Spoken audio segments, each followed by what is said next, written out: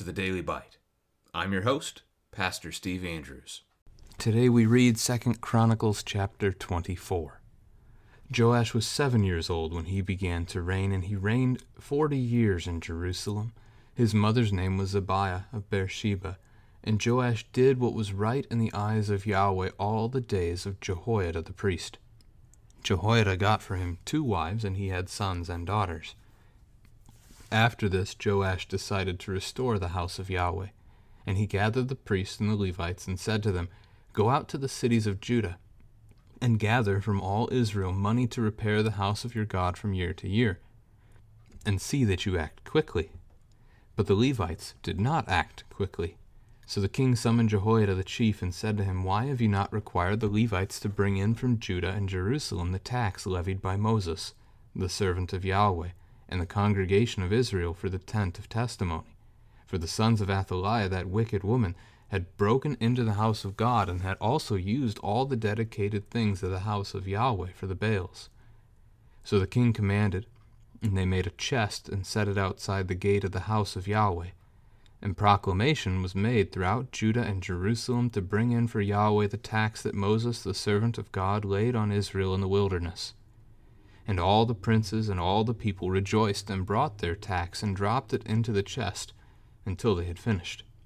And whenever the chest was brought to the king's officers by the Levites, when they saw that there was much money in it, the king's secretary and the officer of the chief priest would come and empty the chest and take it and return it to its place.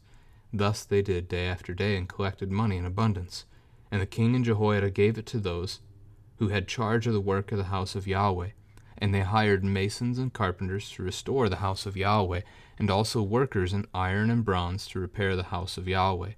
So those who were engaged in the work labored, and the repairing went forward in their hands, and they restored the house of God to its proper condition, and strengthened it.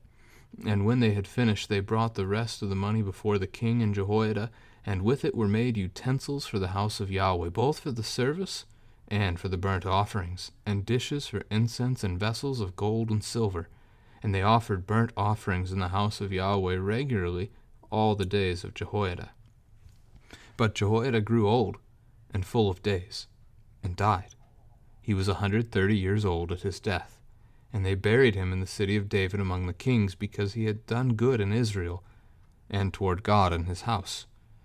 Now, after the death of Jehoiada, the princes of Judah came and paid homage to the king.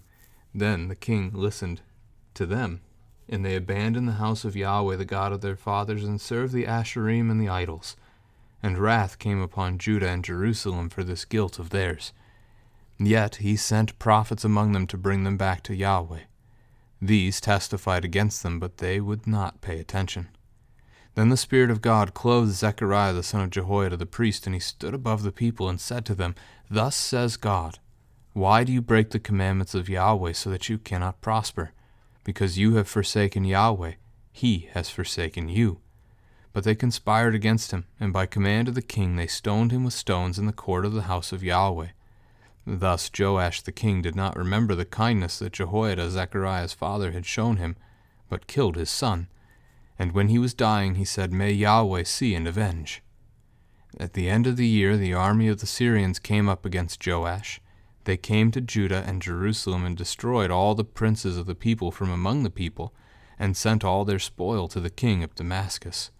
Though the army of the Syrians had come with few men, Yahweh delivered into their hand a very great army, because Judah had forsaken Yahweh, the God of their fathers. Thus they executed judgment on Joash. When they had departed from him, leaving him severely wounded, his servants conspired against him, because of the blood of the son of Jehoiada the priest, and killed him on his bed. So he died, and they buried him in the city of David. But they did not bury him in the tombs of the kings. Those who conspired against him were Zabad the son of Shemith, the Ammonite, and Jehozabad the son of Shimrith, the Moabite. Accounts of his sons and of the many oracles against him, and of the rebuilding of the house of God, are written in the story of the book of the kings. And Amaziah his son reigned in his place. This is the word of the Lord. So as I mentioned yesterday, Joash takes over being king just 7 years old. He was 1 year old when his father was killed, and his his grandmother went about killing all the rest of the possible threats to her throne, as she thought it was. But his older sister, Jehoshabeth, hid him in the temple for 6 years. So Jehoiada the priest has set him up to be king, and that's where we pick up now. He reigned for 40 years, so roughly 835 to 796 BC, in the city of Jerusalem as king over the people. He is described at first as doing what is right in the eyes of Yahweh all the days of Jehoiada the priest. So that would make him Judah's third good king, together with Asa and Jehoshaphat. We've also had 3 bad kings and then Abijah. But by the end of Joash's life, it's almost like the chronicler would flip-flop here and go the opposite direction. He never quite says it, though. Jehoiada got for him 2 wives, and he had sons and daughters. So Joash, growing up as a young man, listening to Jehoiada the priest, and because he's listening to the priest, serving Yahweh. So we have a faithful priest, and it's his faithfulness that's rubbing off on this young king. So Joash decides to restore the temple, the house of God. This is a good thing. It's a bad thing that it's gone into disrepair, and so he seeks to restore it. He commands the Levites to do it at first, to gather money from all of Judah that they would use to restore the temple, and they don't. They did not act quickly. So then he goes to Jehoiada the priest, chief priest, and asks why it has not been done. Why has the house not been cared for? And he mentions the tax that was levied by Moses. This would seem to be a reference to Exodus chapter 30, verses 12 to 16, and then chapter 38, verses 25 and 26, where it's collected. It's a half shekel per man of Israel for the purpose of the sanctuary. It's not really written as a law, as like this must be done every year or this must be done every decade or anything of that nature. It was a one-time thing, it would appear, that Moses had applied, and so Joash is re-upping that. It's time for another. And we're not told much about what the amount is here. In fact, we're not told anything about what the amount is here in 2 Chronicles 24, only that the tax was had and the people fulfilled it, generously even. Now we are told in verse 7 that Athaliah and her sons had raided the house of God, and they had used all the dedicated things of God in their worship of Baal. So the various vessels and utensils and things that are supposed to be used for the sacrifices of Yahweh, for the trimming of the lamps, etc., were used instead for worshiping a pagan god. So these things are no longer holy. They should no longer be used in the house of Yahweh. And so those are going to get replaced in this process as well. So at Joash's command, they made a chest, put it outside the temple, and the people of Judah were told, and they brought money, and they filled the chest. And whenever the chest was full, it was brought before the king, his secretary, and the officer of the chief priest, so Jehoiada's officer, would then empty the chest. The chest would be put back. It would get filled up again, and so forth every day until the work was done. As Jehoiada and the king then give the work into the hands of those who are tasked with upkeep of the Lord's house. They hire additional masons and carpenters who can work it, and metal workers who can work it, and they go about making the repairs.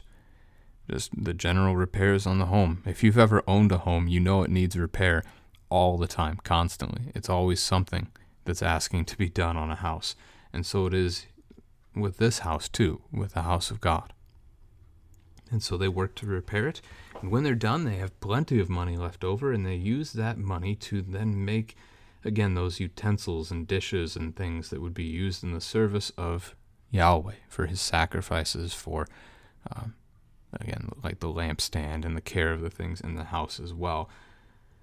And for all the days of Jehoiada, they regularly offered the burnt offerings at the temple that were mandated under Old Testament law. So they, as long as Jehoiada lived, the people of God were acting faithfully. So this is good, at least during his life. This is good. You could have a family conversation not just about the temple here, but about the house of God as in the church today, and what work goes into the upkeep of your church that your family attends. It might be a good conversation and an opportunity to reflect on ways that you might yourselves as a family be able to help serve. But, verse 15, Jehoiada grew old and full of days and died. 130 years old. That is beyond the normal lifespan of a man. The Lord in Genesis 6 sets a limit of 120 years, and you see the lifespans that were much greater than that at first slowly dwindle afterwards. And really by the end of Genesis, you've gotten to the point where we don't have those men living more than 120 years anymore. So Jehoiada is a real true exception to that, living just beyond it. They bury him in Jerusalem among the kings.